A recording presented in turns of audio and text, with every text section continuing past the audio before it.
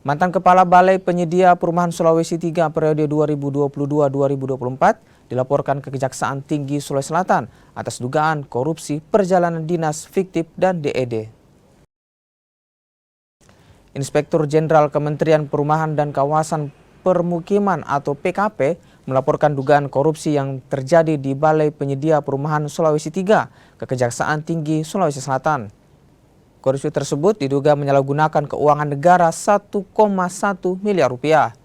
Terkait perjalanan dinas fiktif dan dengan modus terlapor menyewa kendaraan fiktif. Sementara korupsi pengadaan DED atau Detail Engineering Design, modusnya pekerjaan diselesaikan tidak sesuai ketentuan.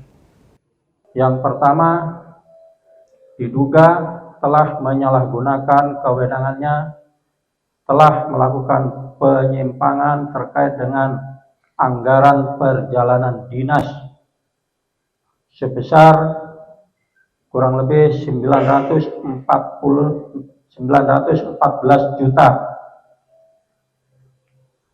dengan modus operandi mengadakan perjalanan dinas fiktif, membuat kwitansi sewa mobil fiktif yang sebenarnya tidak ada kegiatannya. Yang kedua,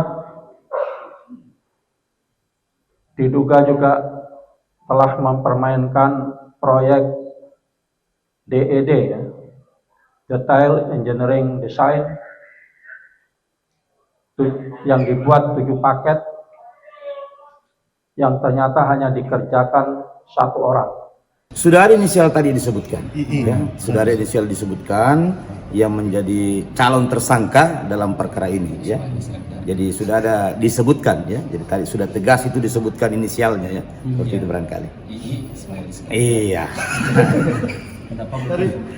Berarti sudah alat bukti semua sudah diserahkan tadi? Ya, jadi tadi itu sudah ada dokumen alat bukti yang diserahkan oleh Irjen langsung kepada Kepala Kejaksaan Tinggi Sulawesi Selatan. Dan tadi kami juga langsung mengikuti perkembangan di atas. Aspisus akan segera menerbitkan surat perintah penyidikan dalam perkara ini.